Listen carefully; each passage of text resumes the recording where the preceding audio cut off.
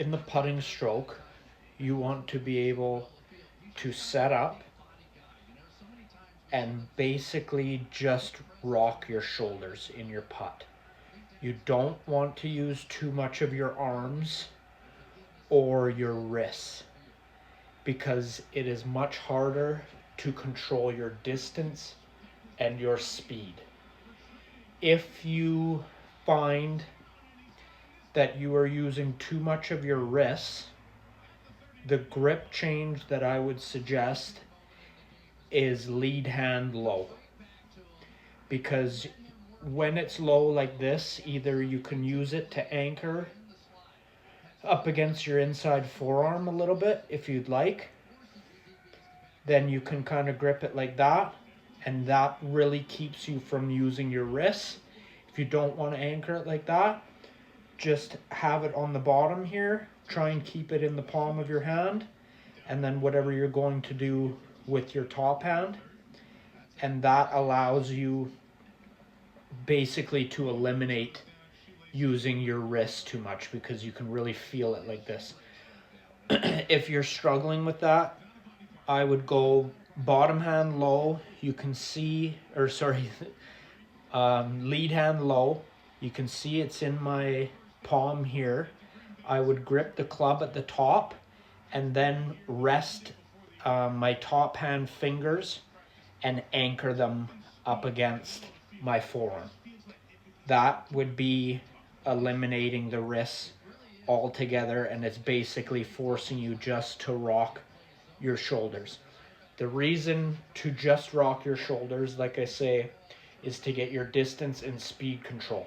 Because here, let's say you're lined up for the putt, you got your ball here, you're set up for your putt, and I usually use my distances. I'll pace out the putt. So let's say this is a 5-pace putt and I'm set up here.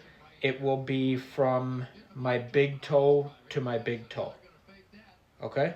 And I do the same speed back as I do forwards.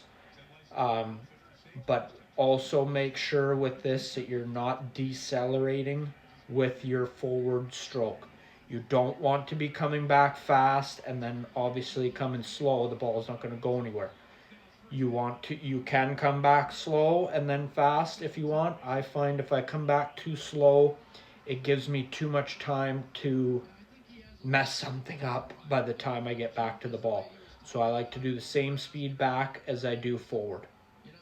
So that was a 5-pace putt. A 10-pace putt would be outside of my foot to the outside of my foot, and so on as you get longer. But find the distance in your stroke that works for you. Okay, and I would do it from 5 paces on, because even if you have a putt, let's say 3 paces in, you can still use your 5-pace stroke because you want it to get to the hole. If there's any break or anything like that, I like to hit it a little bit harder to take the break out of it. I don't like to leave my putts short. That's my preference. If you have another preference where you can read break very well, then excellent. You can adjust in there. Obviously for shorter putts, you don't have to hit it as hard, but that part is judged by you and all the practice that you're doing, because putting is so important, and 3 putts is the easiest way, or eliminating 3 putts is the easiest way to lower your scores.